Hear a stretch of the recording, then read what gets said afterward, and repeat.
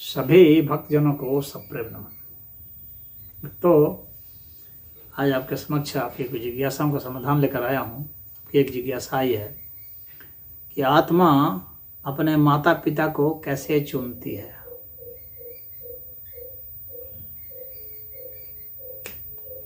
वैसे तो जटिल यह प्रश्न है।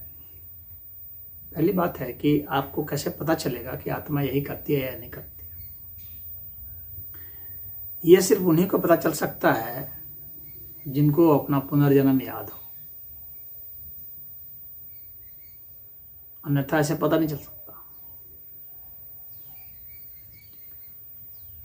तो बाकी तो कहने पर कोई विश्वास करेगा या नहीं करेगा।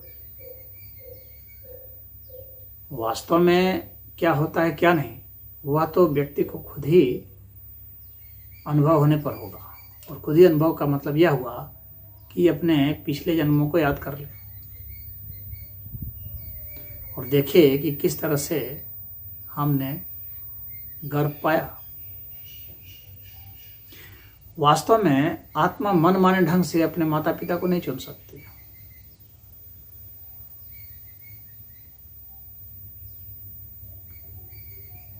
अपने मन मुताबिक ही नहीं चुना जा सकता है, क्योंकि मनुष्य के मुताबिक यह अस्तित्व तो नहीं चल रहा है।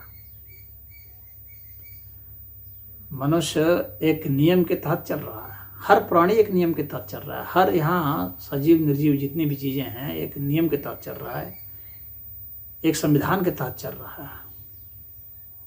परमात्मा का संविधान है, वह उस विज्ञान के तहत चल रहा है। तो कोई व्यक्ति यदि यह सोचे कि मैं अपने मन से चुन लूं कि अमुक मेरे माता हो जाए, अमुक मेरे पिता हो जाए, कोई आत्मा से चुन ले, तो ऐसा संभव नहीं है। और आत्मा किसे कहते हैं यह भी समझ लेना यहाँ पर कुछ जरूरी होगा। आत्मा के कई स्तर हैं। आत्मा के कई स्तर हैं।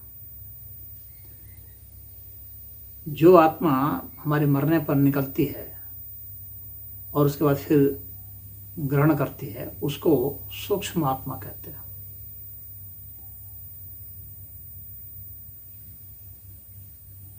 सूक्ष्म आत्मा का जो सूक्ष्म और पहलू है उसको जीवात्मा कहते हैं।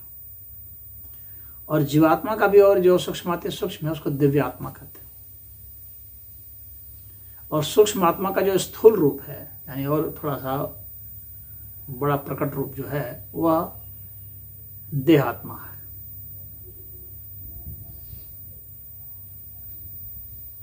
इसके और भी स्वरूप हैं। यानी देह आत्मा होने के पहले ये प्राण आत्मा है।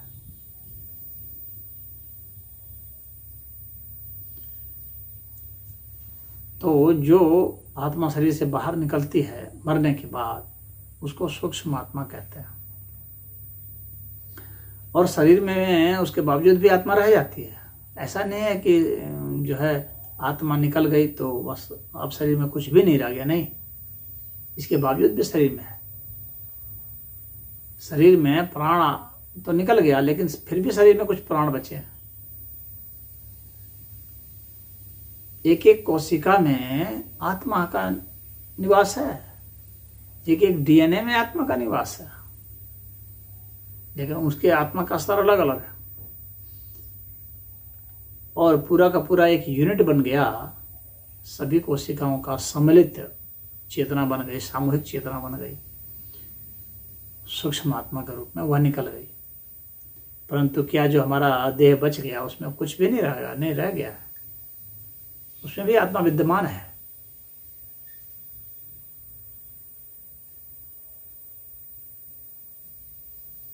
पूरा शरीर एक साथ नहीं मरता है। मरने के बाद भी शरीर में जो कोशिकाएं रह गई हैं उसमें भी प्राण हैं, खत्म नहीं हो गए सारे प्राण। उनको भी पुनः जो है उसको विस्तारित किया जा सकता है, यानी उसको बढ़ाया जा सकता है, उसको ग्रो किया जा सकता है, उससे एक आदमी बनाया जा सकता है। क्लोनिंग तकनीक तो यही तो है।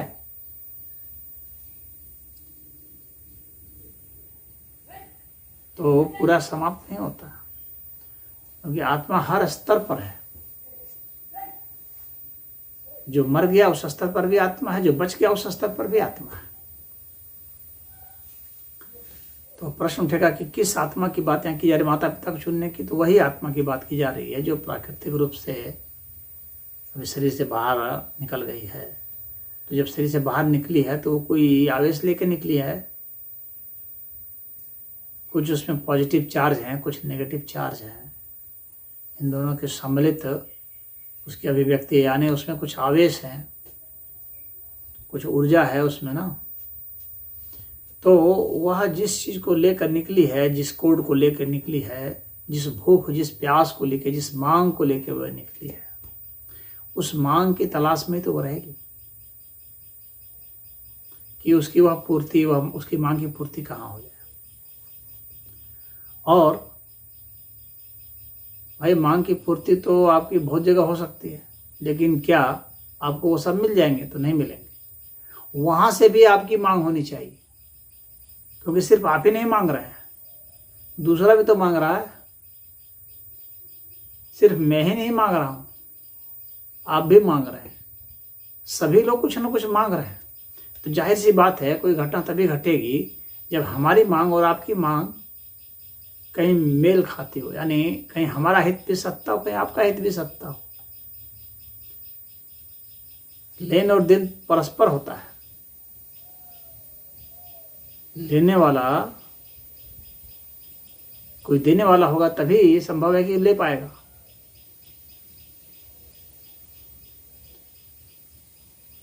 और कोई दे तभी सकता है जब कोई लेने वाला हो। तो अपने मन से माता पिता नहीं चुन सकते हैं। जहां पर यह गद धर्म हो रहा है वहां पर आपकी मांग भी तो होनी चाहिए। तो आपकी ही क्वालिटी की मांग जब वहां पर होगी तो ही आप वहां जा सकते हैं। मन माने तरीके से आप नहीं जा सकते हैं। ऐसा नहीं कि किसी के भी घर में घुस जाएंगे, ऐसा नहीं कि किसी के भी गर्भ में घुस जाएंगे। किसी के भी गर्भ में प्रवेश यूं ही नहीं हो जाता। वहां पर उतनी ही ऊर्जा की मांग होगी जितनी ऊर्जा वहां घट रही है, तो ही आप वहां जा सकते हैं और वहां पूर्ति कर सकते हैं।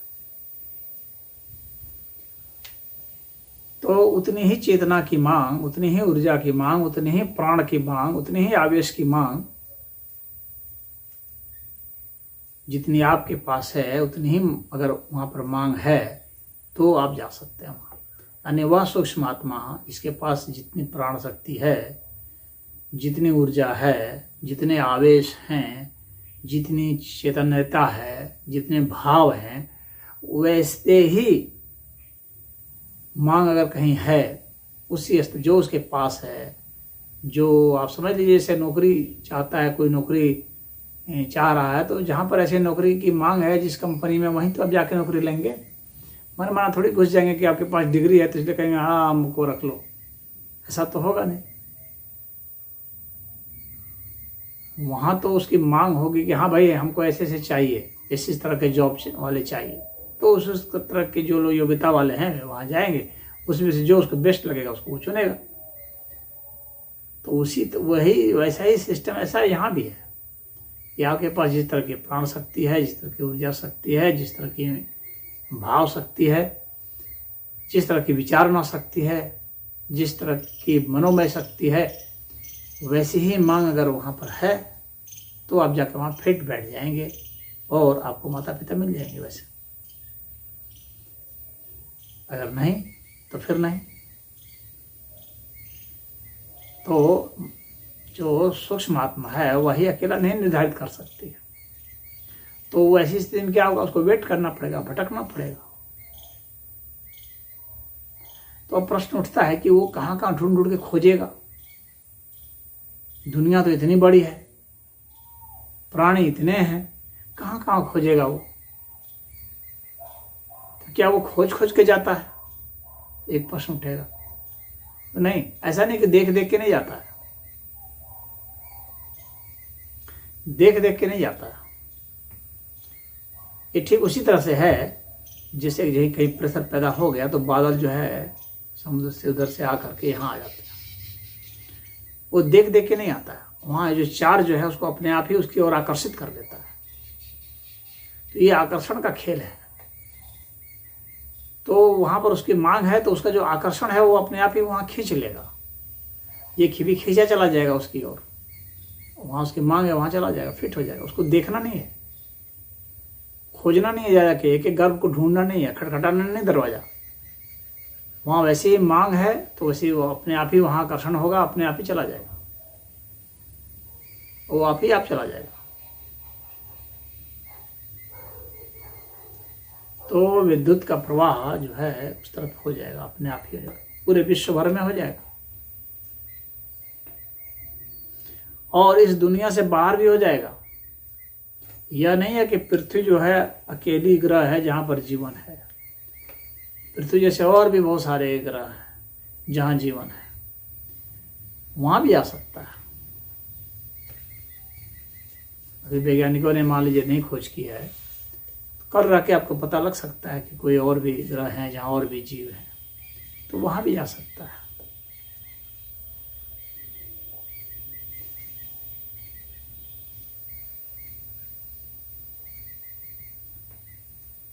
जब सूक्ष्म आत्मा निकलती है तो पहले उसको क्या लगता है, हालांकि यह विषय नहीं है यहाँ, लेकिन फिर भी तो उसको तो लगता है कि मैं फ्री हो गया। शरीर के कारण ये जो है भारी पदार्थ जो हम लोगों ने इकट्ठा किया हुआ है, जब तक हम लोग जीते हैं तो सोचते हैं कि यह शरीर जो है यह बहुत हम लोगों को प्रिय लगता है, लेकिन कभी गौर किया है कितना भारी लगता है। अगर आप उड़ना चाहें तो नहीं उड़ पाते, उस समय पता चलता है कि मेरा शरीर कितना भारी है, काश ये हल्का होता, मैं उड़ जाता। तो जब मनुष्य मरता है तो इससे जो है ये भारी शरीर से मुक्त हो जाता है, उसके कारण उसको बहुत हल्का लगता है, आनंद उसे आता है।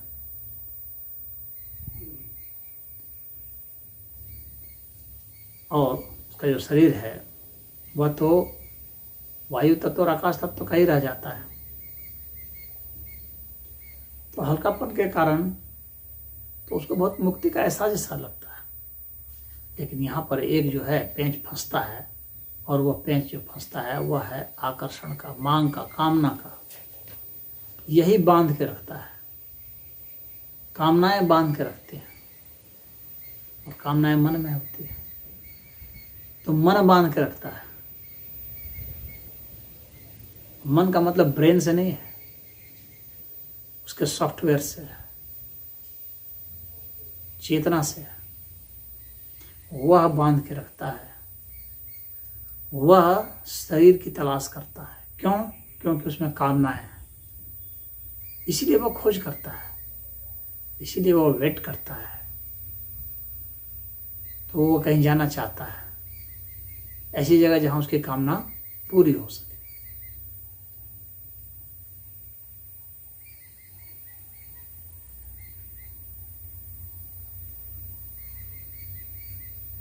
तो यहाँ पर बात उठती है कि तो फिर उसकी स्पीड क्या होगी जाने की। भाई हवा है तो क्या, वायु है तो वायु की गति बहुत तेज तो नहीं होती।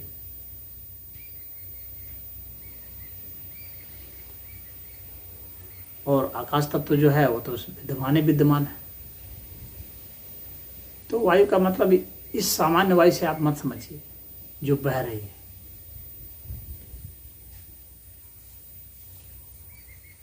बल्कि आप समझ लीजिए कि वो चार्ज्ड, बहुत ज़्यादा हाईली चार्ज्ड जो है वायु तत्व है। मान लीजिए हाइड्रोजन, जिसे मान लीजिए कि बहुत ज़्यादा चार्ज्ड है, और जिसे विद्युत की गति जो है लगभग वैसी ही वही गति उसकी होती है। क्योंकि जितने भी आप देखते हैं, जितने भी पदार्थ बने हैं हम लोग के शरीर का, तो सबसे बेसिक एलिमेंट क्या है? अगर आप देखेंगे कि पदार्थों में भी मूल पदार्थ क्या है, पदार्थ बहुत है। लोहा है, सोना है, तांबा है, चांदी है, बहुत सारी चीज़ें हैं। सोडियम है, पोटासियम है, हाइड्रोजन है, ऑक्सीजन है, क्या है, लेकिन मूल क्या है? मूल हाइड्रोजन है। तो बेसिक जो है ना वह उसके पास रहता है। जीवात्मा का मतलब यही होता है कि कम से कम तो हाइड्रोजन उसके पास रहेगा ही, क्योंकि उसी से फिर वह अन्य चीज़ बिल्डअप करेगा। जब उसके पास मूल नहीं रहेगा आंकड़ा, तो वो बिल्डअप कैसे करेगा? तो इसीलिए उसके पास, और हाइड्रोजन भी वायु तत्व है, तो शुरुआत जो है वायु तत्व से है, हाइड्रोजन से है। यह भू तत्व है। पदार्थ का सबसे सूक्ष्म पदार्थ जो है हाइड्रोजन ही अभी तक वैज्ञानिकों ने आंका है। तो यह रहता है, और यह भी चार्ज कंडीशन में रहता है, तो इसकी गति भी बहुत होती है, लगभग विद्युत इतनी। तो इसको बहुत वह नहीं लगता है कि बहुत ज़्यादा समय लग जाएगा जाने में। और जैसे मैंने कहा कि आकर्षण के जरिए वहाँ जाता है, तो आकर्षण के जरिए उसका प्रभाव वहाँ हो जाता है, जो बहुत ही तीव्र गति आप मान सकते हैं। अब पूरा, अब भाई इलेक्ट्रॉन जो है, हो सकता है कि प्रोटॉन जो है इलेक्ट्रॉन की स्पीड से नहीं चलता हो, लेकिन लगभग तो, चूँकि भारी है वह, इलेक्ट्रॉन इतना हल्का तो नहीं है, भारी है, तो थोड़ा सा कम गति होगी, लेकिन फिर भी सामान्य जो वायु का संचार है इससे तो बहुत तेज होगी।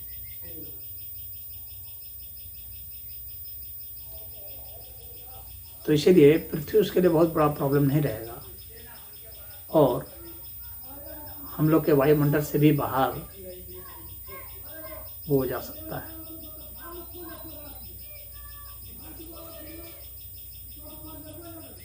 तो जहाँ तक हाइड्रोजन जा सकता है वहाँ तक वह सूक्ष्म आत्मा जा सकती है, उसका आकर्षण वहाँ हो सकता है। आप यह समझ लो, यानी सूक्ष्मतम पदार्थ को वह लिए रहता है।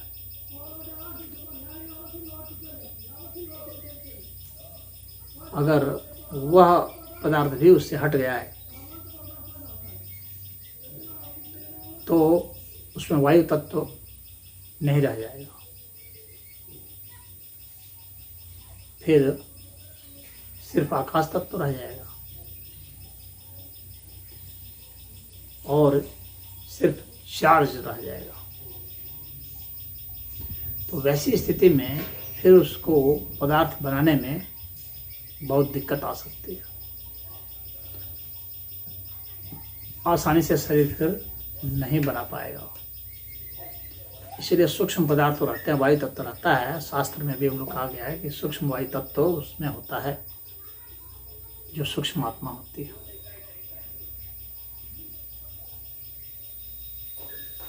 वहाँ से ही वह सब कुछ बना सकता है। तो पदार्थ का सर्वथा विच्छेद हो जाने पर वह फिर कामना मुक्त हो जाएगा, फिर पदार्थ का आकर्षण नहीं रह जाएगा चांद से। जो मुक्त लोग होते हैं तो मुक्त स्थिति में आकाश तत्व ही संभव है पदार्थ में।